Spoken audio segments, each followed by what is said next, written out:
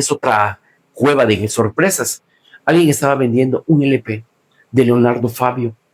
Ese disco estuvo en mi casa cuando yo tenía 5 años. Leonardo Fabio estaba pegando fuerte 24 horas en la radio en México. Era su primer disco. Hoy corté una flor y llovía. Aní, por ejemplo, ¿no? Fuiste mío un verano y como 5 o 6 canciones de ese disco. Y con los años, vete a saber dónde quedan las cosas, ¿no? Alguien lo prestaste y no lo devolvieron, ¿no? Y de pronto veo que alguien lo estaba vendiendo en 120 pesos. Dije, ¿cómo? Vete a saber cómo estará, pero ¿qué me importa? Lo va a pedir. Entonces, cuando llega el disco, lo abro y tiene hasta el nylon original del disco y sacas el disco como si nunca lo hubieran puesto. Entonces, es como atrapar un poquito el pasado, tu pasado, ¿no? Y encuentro el disco y recuerdo cuando llegó mi papá de Salto de Agua y nos trajo el disco. Este es lo que está oyendo en la radio y nos lo regaló, ¿no? Nos lo trajo a la casa, ¿no? Y lo escuchamos y éramos la envidia de todo el vecindario, a 2 cuadras, porque además nosotros teníamos el disco. Son esas emociones que te escucharon la música. Sí. Se llama, digo te voy a enviar la portada. Y entonces cuando lo escuchas dices, pero cómo ha cambiado todo. Un cantante con una voz varonil, con una magnífica dicción y atrás una orquesta como de 24 músicos para crear las cuerdas, los metales, el bajo, el piano y además en un sistema estereofónico perfecto. Y dices, caramba, gracias Dios, a la vida, no lo sé, que me permite volver a sentir esta sensación, a sentir este recuerdo amoroso, este afecto, ¿no? Porque dicen que la infancia es destino. Y toda mi infancia estuvo ligada a la música, porque a mi papá le gustaba mucho el jazz. Y no lo digo porque mi papá fuera muy fino ni nada de eso. Mi papá era un hombre que era algo que se reproducía ya. No, mi papá era mecánico de barcos y él tenía una especialidad en motores diésel. Mi papá nace en el año 24. Entonces la música que le toca escuchar es la música de cuando estaba empezando la Segunda Guerra Mundial, año 39, pero el 37, el 36, que ya llegaban los discos de Benny Goodman y todos, y Glenn Miller, por supuesto, ¿no? Entonces, cuando yo era niño, así como de 10 años, yo recuerdo a mi papá sentado, preparándose su traguito, y se sentaba a escuchar un disco de Glenn Miller. Y cuando terminaba de escuchar el disco, ya venía yo y ponía el de Camilo Sesto. Pero ya me había escuchado el de Glenn Miller. Y cuando yo escucho Serenata a la luz de la luna, está mi papá sentado con un traguito escuchando su disco. Así de simple. Vamos al sexto momento del podcast. En cuanto al arte, algo, ya sea una idea, un proyecto, algo bueno que esté pasando en Campeche, que pueda mencionar. Normalmente en los podcasts, creo que a veces lo utilizamos, yo lo utilicé al principio para drenar toda la energía que no podía sacar en el encierro. Lo empecé a usar para pelotear palabras, ideas y gastarme la energía mental y poder dormir, porque no me dejaba dormir, no poder salir. Me gustó este intercambio, pero normalmente los podcasts se usan para drenar, y para drenar pues hay que jalar al vacío y echar la caca para afuera, para donde vaya. Pero quería cerrar con algo productivo, positivo, alguna mención que pueda hacer de cosas buenas, de arte que se estén haciendo en Campeche. Mira, si hay algo que a mí me parece maravilloso, es que existan escuelas o espacios que te enseñen a realizar arte, a pulir ese talento que tú ya tienes por dentro, ¿no? Yo veo, por ejemplo, lo que sucede en La Rosera. Vienen muchos maestros de otras partes y entonces cuando tú vas, tú dices, pues, oye, ¿cuánta gente le gusta dibujar, no? ¿O cuánta gente le gusta pintar? Y yo creo que lo va a lograr. Y entonces también ves a la cantidad de personas que traen para enseñar cine a la gente joven. ¿Qué me importa que no haya ninguna cámara de cine en Campeche? Pero tú estás aprendiendo cine, ¿no? Te va a servir para algo. O los que vienen y entonces tienen unas masterclass de teatro, de cómo hacer teatro, de cómo hablar, cómo utilizar el cuerpo para hablar, la expresión corporal y todo eso. Pero lamentablemente, ahí está la propuesta, ahí están las herramientas, pero poca gente las utiliza. Cuando yo comencé en 1981 a trabajar, yo estaba en un lugar donde educativo, que era la biblioteca, ¿no? Y entonces el sexenio, que era de 79-85, la esposa del gobernador era una mujer con luces, rodeada de gente muy inteligente, muy capaz, que crearon el Ágora de Fonapaz, donde te enseñaban a pintar, a tocar el piano, un teatro maravilloso, el mejor teatro que había en ese momento, el Teatro Juan de la Cabada, que se convirtió con los años en Fonapaz y ya en cualquier momento se nos va a caer. Pero nada más era eso, era muy poquito. De vez en cuando venía un pianista de música clásica, y como no había dónde, pues entonces prestaban, no había un lugar del gobierno del estado donde dar el concierto, entonces prestaban el teatro del Seguro Social.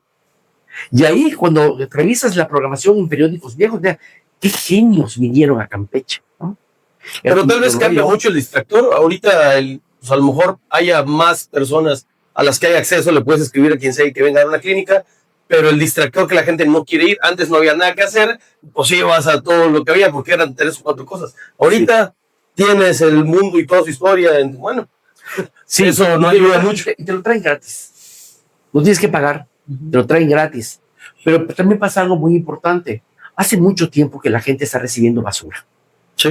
Y creen que esa basura es lo que existe, es lo mejor que hay. Y no es así, mira, cuando traían pintores a Campeche y venían cosas, habían cosas que yo entendía, había cosas que no entendía, que eso también es normal, ¿no? Traían cubistas pero me llamaba la atención, por ejemplo, los impresionistas, cuando trajeron la obra de este pintor campechano, que es muy famoso, incluso su obra ni está acá. Algunos cuadros sí, pero la mayoría de su obra pertenecen a Banamex, ¿no? Que es un gran impresionista. Y entonces cuando yo veía sus lagos y decía, así veo yo, pero sin lentes. Pero el impresionismo te permite crear tu propia visión de lo que el pintor plasmó, ¿no? Y me gustan mucho los retratos, me gusta mucho lo que a mí me tocó ver de Lina Lanz, por ejemplo, lo que en su momento estaba haciendo Emanuel Segovia, ¿no? Por decirte de algunos. Pero si hay algo que me duele, que no salgamos de acá. Tiene 30 años que estamos dando vueltas en el mismo patio. Todos, los cantantes, los compositores, los pintores, todos estamos dando vueltas en el mismo patio. No vamos a ningún lado. No hay un pintor campechano en la actualidad que esté siendo importante en la escena nacional. No hay un compositor campechano que sea importante en la escena nacional. No hay un cantante campechano que sea importante, que venda música, que venda discos en la escena nacional. No lo hay. Nos va mejor con los escritores, ¿no? Porque entonces tienes a muchos que son premiados a nivel nacional, tienes a un talento enorme como Encia Verducci, por ejemplo, ¿no? Pero en las otras áreas, no. Entonces, lo tenemos todo, o casi todo. Y si no lo tienes, lo puedes bajar por internet, puedes ver un tutorial, no sé, cosas que no existían en mi generación. Y no hay tanta gente que se asome a ese mundo. Si en las escuelas no enseñamos arte, vamos a seguir teniendo una gran cantidad de pitecantropos con título. El arte sensibiliza a la gente, le hace ver las cosas de otra manera, dejas de ser tan... Pero la sensibilidad no, y estoy de acuerdo, solo que la sensibilidad no vende. Y ese es el problema por el cual no se fomenta. No, pero yo no vendo sensibilidad. Yo me refiero que si yo sensibilizo a mis alumnos van a poder apreciar una melodía, pueden apreciar una pintura, pueden apreciar un texto. Es algo que se debe hacer. A lo que voy es que no lo van a poner dentro del sistema, dentro del programa, dentro de la planeación académica, dentro de la educación familiar. No la van a poner. Porque yo tengo que lograr mis 3 casas. Porque eso, no, ojalá fuera eso. Porque eso te hace pensar, eso te hace preguntar, eso te hace exigir. Y no se quiere que y eso no es bueno. Es venenoso para el sistema. No, de ninguna manera vas a pensar, de ninguna manera vas a preguntar. Tú tomas tus 3,500 que te damos de apoyo y cállate la boca. No te preguntando. Sí. Algo bueno que creas tú que está pasando artísticamente en Campeche. Pues aparte de Rayo Rojo. A mí me da mucho gusto precisamente esa actitud de la juventud. Solitos, como ustedes están diciendo ahorita, el sistema no se los está promoviendo.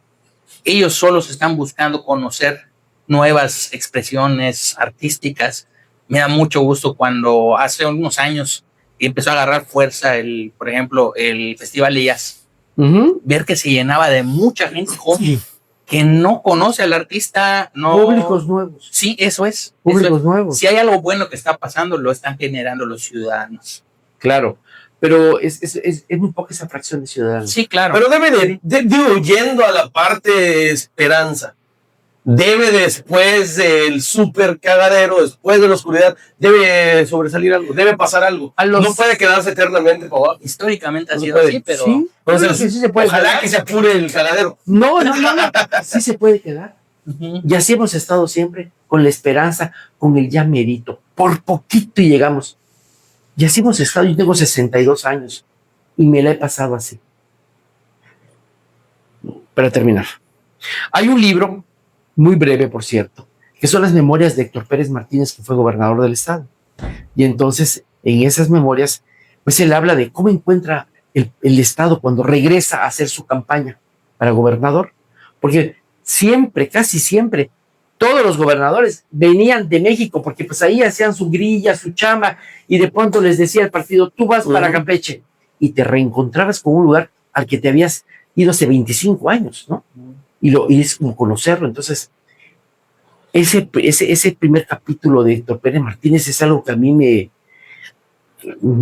inquieta muchísimo, porque dice, Campeche es como una vieja dama, recostada en un almohadón, de heroicas historias, muchas de ellas difíciles de comprobar. Campeche es un jirón de nuestra patria en donde pocas veces se ha posado la mano de lo moderno, la mano de lo nuevo. Y tiene razón. Hoy el Internet no nos frena. Pero ¿cuántos años tiene el Internet? 15, 20 cuando mucho. ¿Y cuántos años de esta ciudad? Entonces nos describe todos los días. Ves pasar a los hombres del pueblo a las 8 de la noche sonando la campana de catedral al Parque Central. Hablar de lo mismo con los mismos. Y en punto de las 10, cuando vuelve a sonar la campana, la gente se retira para retornar nuevamente al mismo punto. Y yo te estoy hablando de un texto de 1939. Hace poco, no sé si sea el mismo libro, pero bueno, un buen amigo, con el que tengo otro podcast, y yo tengo un pedo con el dinero, no me gusta. Realmente, no creo en la lana. Pero pues en parte de mi mejora, en parte de mi responsabilidad, de madurez, quiero intentar llevarme bien con él. A partir de que no creo en él. Entonces invité a un amigo a hacer un podcast que se llama Hablando de Lana, Alejandro Risueño, presidente de Coparmex y es dueño de Reca.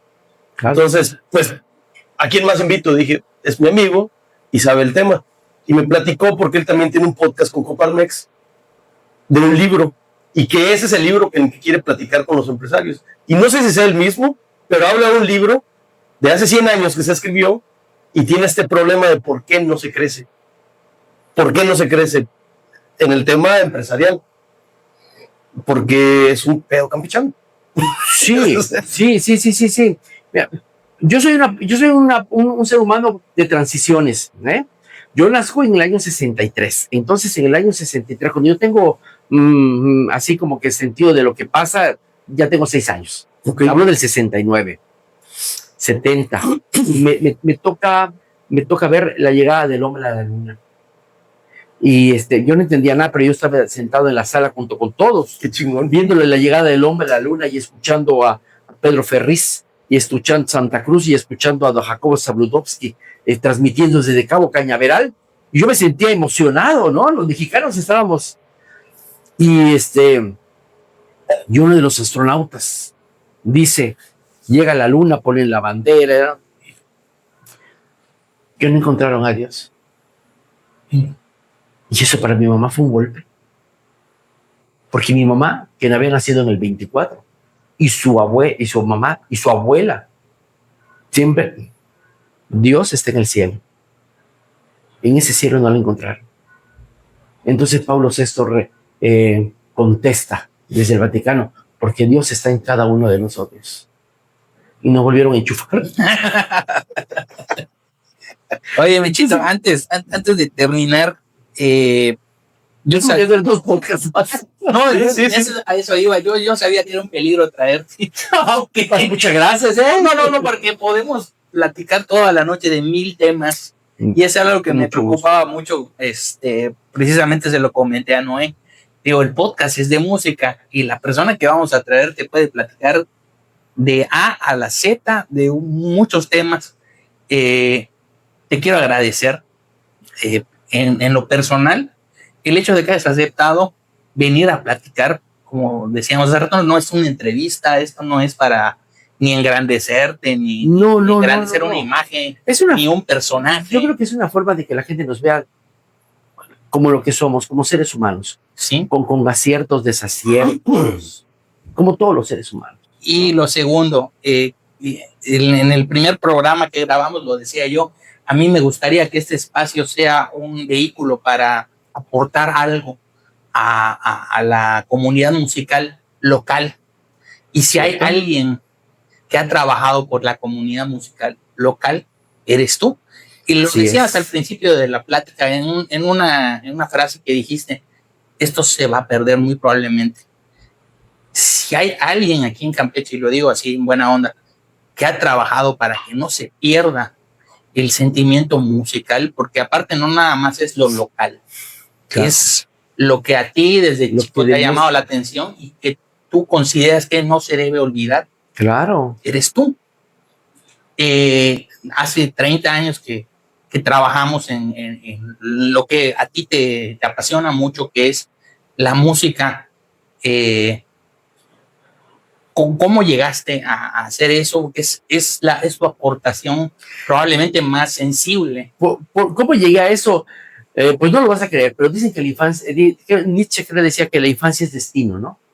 Y entonces, por eso siempre yo digo, hay que cuidar a los niños, hay que cuidar cómo los tratas, qué dices delante de ellos, ¿verdad? Tú crees que los niños son tontos y no escuchan, si estudias.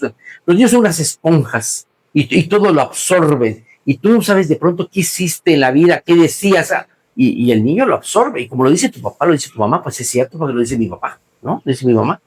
Entonces, mi mamá era cantante aficionada de la radio, obviamente Campeche, ¿no? La XCA. Y ella me hablaba de sus compañeras y me hablaba de los músicos. Y entonces ella es una gran amistad con don Javier Cambranis, que es el abuelo de este Jorge Cambranis, que Saludos es magnífico, a los Cambranis. De verdad, de Alberto Ortiz Cobos, por ejemplo, de don Milo Pacheco. Entonces, pues yo escuché esas historias.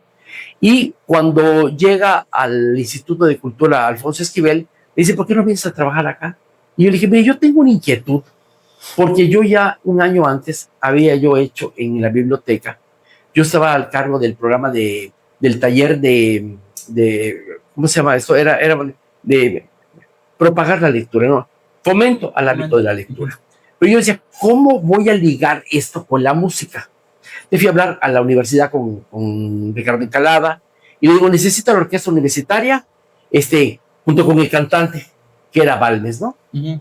Y dije, bueno, pues vamos a hablar del boom literario de los años 50, ¿no? En donde está Luisa Josefina Hernández, Emilio Pacheco. Entonces, y eso me sirve para que entre cantante y cantante yo pase y hable un poco acerca de esa situación y después viene el cantante, interpreta 4 o 5 temas de esa década, ¿no?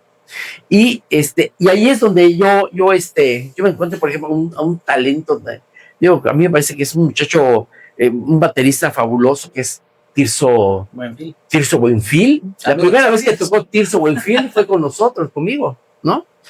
Y cuando le cuento a Alfonso Esquivel, dijo, me parece bien. Entonces, ¿qué es lo primero que yo hice? Rescatar a toda esa gente que todavía quedaba de la época gloriosa de la radio en Campeche, cuando se hacían programas en vivo, ¿no? Y es así como entra doña doña Neira, Alberto Ortiz Cobos, en donde entran cantantes como Berta Mercedes, como Marcela del Carmen, como otros cantantes que fueron famosísimos a través de la radio, ¿no? Entonces, al mismo tiempo, imagínate lo que es la juventud, ¿no? Te permite hacer hasta 2 y 3 cosas a la vez. Y al mismo tiempo, yo formo un grupo con Fernando Casanova, que era el pianista y arreglista, y en la batería estaba este muchacho, y el otro, ¿Cuál? Otro muchacho, Tito. Tito Escalona. Tito Escalona. Héctor está este muchacho Lance, Iván Lance, y también está Yair Aponte, está Rodolfo Zul, ¿no? O si no, a veces en el bajo estaba Jorge Sánchez, ¿no? Y en el piano estaba Fernando, y también estaba Eunice. Pero todos ellos estaban tocando canciones que se habían escrito 40 y 50 años atrás, que en su vida habían escuchado. Sí. Armonías diferentes, conceptos musicales diferentes, ¿no? Y si tú pudieras haber escuchado, qué bien salía. Y yo cuando los escuchaba de lejos del escenario decía, no cabe duda que acá hay talento. Que en ese momento esta gente que yo conozco es muy talentosa, porque pueden sacar todo eso que no conocen. Y así empezamos a escribir la historia y estuve 30 años. No digo que no regrese, ¿verdad? Pero por ahora estoy así un año sabático, pero hicimos mucho. Hasta carpa hicimos, no te digo todo, hasta carpa hice. Y estos muchachos hicieron todo. Tocaron jazz, tocaron música tropical, tocaron boleros, jazz, tocaron bossa novas. Hicimos un espectáculo que llevo en el corazón que se llama Imágenes del Jazz. Y entonces, pues, el problema de los cantantes es que no hablan. Ellos nada más cantan, ¿no? Entonces eran 15 canciones y 2 instrumentales para el lucimiento del grupo. Entonces pasa Elda María, pasa Mini Balmes, y los números que eran instrumentales. Entonces, empezamos a las 9 de la noche. En 9:45 dijeron, buenas noches, gracias. Y la gente se volteaba a ver, ya, se acabó de decir. Pero porque nuestros cantantes no son de hablar. Ellos son de cantar, no son de hablar. Entonces, pues también tienes que trabajar un poco con ese asunto. Sí, ¿Qué fue lo que hice? Como tienes que leer la letra, porque dudan a veces de su capacidad de memoria, entonces al principio yo agrego ahí a mano datos. El año de la grabación, porque fue importante, y entonces eso de tanto leerlo les da herramientas. Y tú podrías jurar que se saben todo eso. Pero es que también así se aprende. Sí. Así se aprende, de verdad. Así que yo todo lo que he hecho, lo he hecho con mucho cariño. Es más lo que he invertido que lo que he ganado, porque a veces hay que poner hasta de la bolsa de uno. No ha sido fácil, porque a veces tienes que lidiar con la falta de capacidad que tiene la gente para ser responsable, para tener un horario, para respetar el horario, para respetar ¿cómo se llama? Para poder respetar un compromiso de decir, vamos a sacar 3 canciones cada semana. Entonces llega y dice, nada más pueden sacar 2, pero la otra semana sí. Y son cosas asuntos del campechano. Yo he conocido músicos muy buenos que no hicieron nada después de acá, porque eso no te lo van a soportar ni en Mérida. Si tú vienes aquí y dices, no, es que no la saqué, ok, gracias. Cuando tú regresas ya hay otro en tu lugar que sí lo hizo. Sí. Entonces, cuando tú aprietas las tuercas, yo soy muy disciplinado.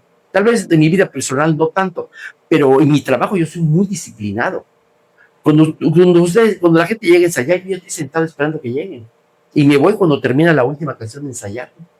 Y resuelvo todos los problemas que haya que resolver. Así tenga yo que poner de mi dinero, así tenga yo que llamar a algún amigo para que me ayude. Pero porque quiero que salga bien, que los músicos nada más estén pensando en salir y hacer su trabajo bien. Que el cantante salga y cante y esté tranquilo y que salga bien, que no desafine, que se acuerde de la letra, en fin. Yo todo lo demás lo resuelvo para que ustedes la gente tenga esa tranquilidad. Y eso no lo hace nadie. Digo, aparte de mí, no. Yo me preocupo mucho por los detalles hasta que se vuela en el zapato. Porque cuando sales al escenario, lo primero que te ven es el zapato. El escenario es acá. Martín, rápidamente, Dime.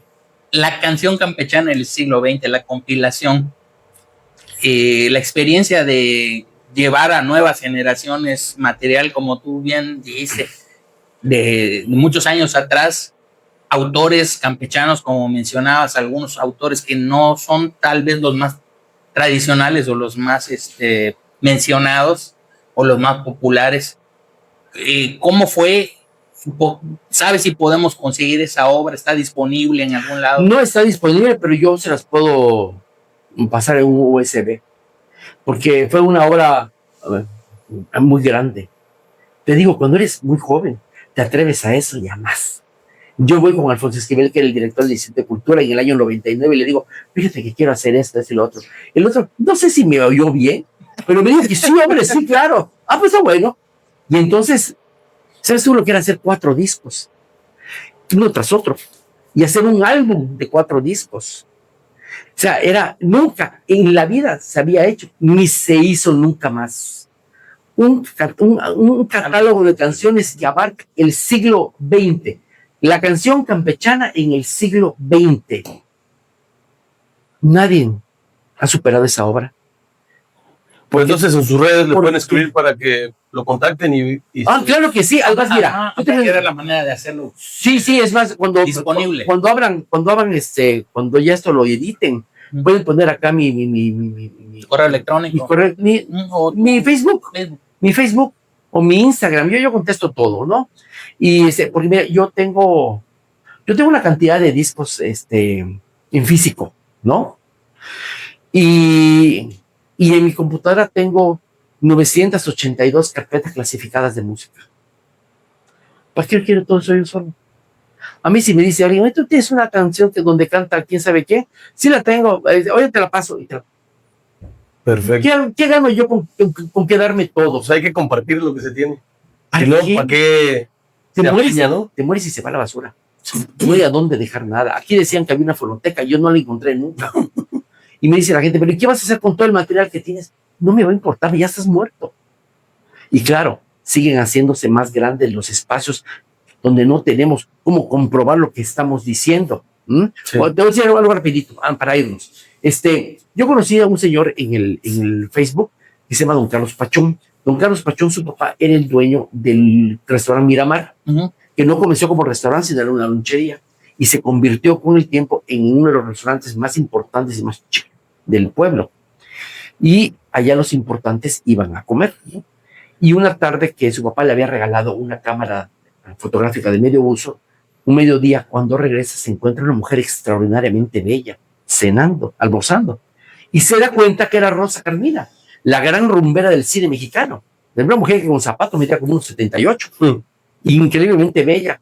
Y como le hizo mucha gracia el muchacho, le dijo, mira, te voy a regalar un boleto para que me vayas a ver al Cine Renacimiento, que ahí vamos a presentar la revista musical.